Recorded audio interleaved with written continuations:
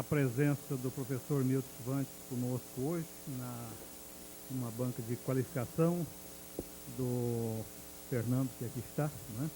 E composta hoje também com a professora Andréia.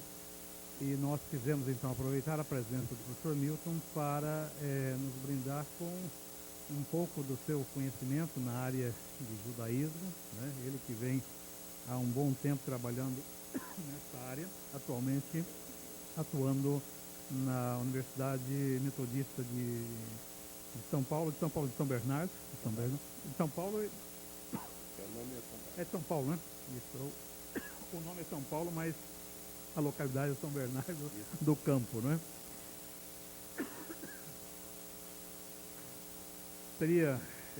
Não seria necessário apresentar o professor Milton, né, dada a sua cancha nessa área.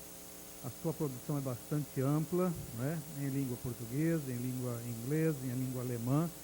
Ele tem, não vou aqui declinar toda o trabalho, né, publicado dele em termos de capítulos de livros, né, de livros, alguns dos quais estão aqui para depois, se alguém se interessar, orientações concluídas de mestrado, né, de doutorado, atividades de coordenação de cursos, né, na própria UMESP, títulos recebidos, né, pelo seu trabalho, um deles o título de doutor honoris causa da Universidade de Marburg, né,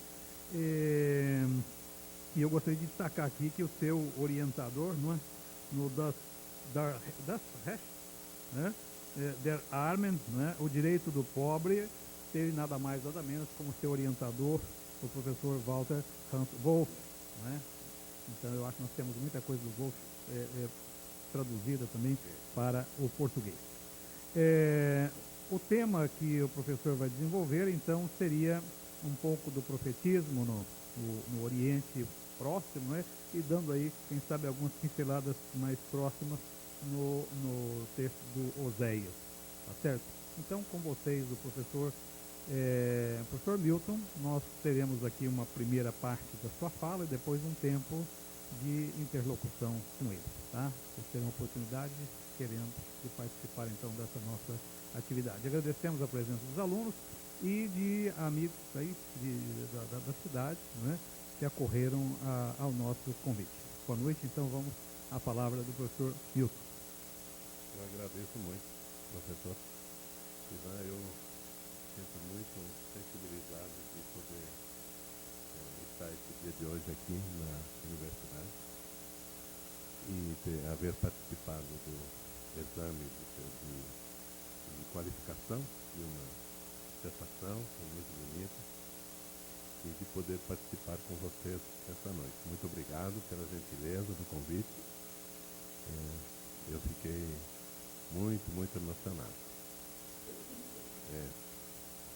Eu peço um pouco de desculpas a você, porque a minha vista não é assim uma indústria muito adequada que a fez. Então deixou 7 pontos escuros e um claro para ver. De modo que eu vejo muito pouco. Mas eu estou vendo mais ou menos vocês, viu? Mais ou menos eu vejo. Eu só vejo aqui de baixo, assim. Porque eu tinha uma cirurgia aqui na cabeça e tem muita coisa ruim aí dentro. E aí também os meus olhos foram juntos. Mas eu estou muito feliz que eu tenho chance ainda de ler e de escrever. Inclusive li a tese aqui com atenção do colega de vocês, a dissertação. Muito obrigado, então, por esse convite gentil. Fico muito contente. Sobre o tema, então, eu pensei na primeira parte do tema, eu queria fazer uma introdução à leitura do cânon hebraico,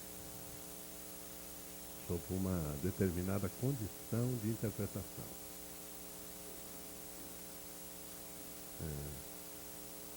O que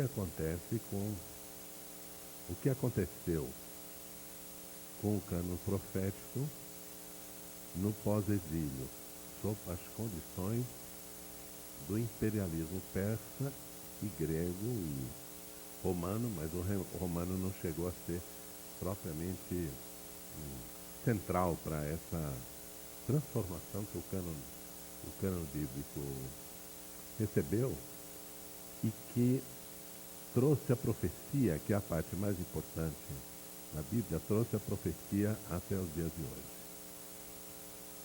E eu estou no meio desse trabalho e ando muito animado com as perguntas que isso me tem trazido.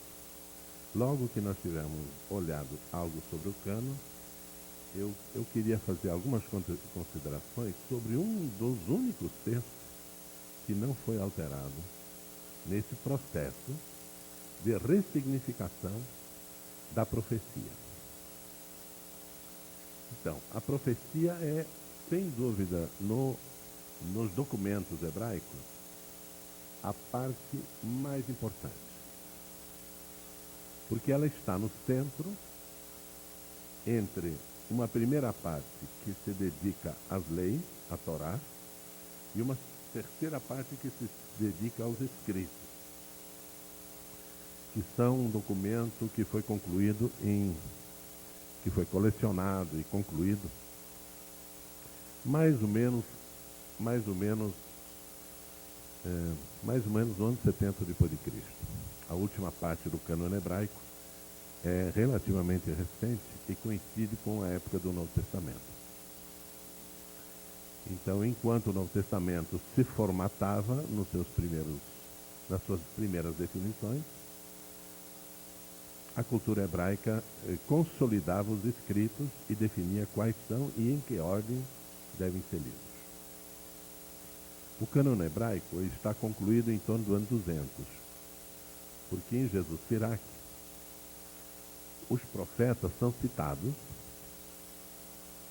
bem como é citada a Torá, os 5 livros de Moisés. Então o cânon profético está concluído em torno do ano 200 e é um produto desses séculos que precedem ao ano 200, o 300, já o período grego, e 400 e 500, o período da dominação persa. Como ele foi gerado sob as condições da dispersão na cultura oriental, persa e grega, esse cânon recebeu a influência direta e marcante da cultura na qual ele foi consolidado. E isso, para mim, é uma grande surpresa, poder constatar isso dentro do próprio cânon, dentro da própria enumeração dos livros que devem pertencer à profecia. Então, essa parte central, segundo a tradição judaica, ela tem 2 facetas. Uma faceta se refere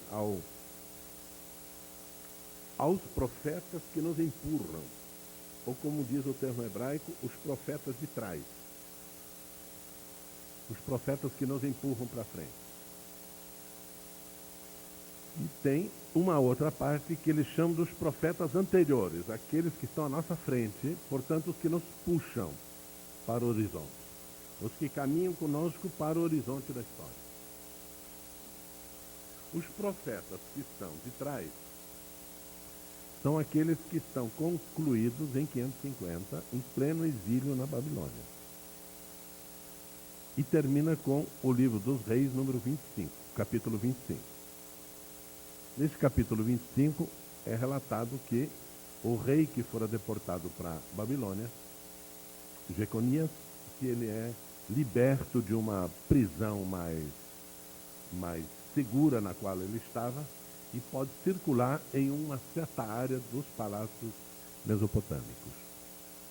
Alguns veem nisso um sinal de possibilidade de futuro. Eu acho que ampliação de prisão, enfim, continua sendo prisão.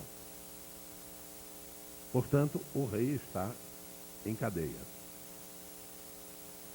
Ele começa no livro de Josué e no livro de Juízes, que narram a tomada da terra, a divisão da terra,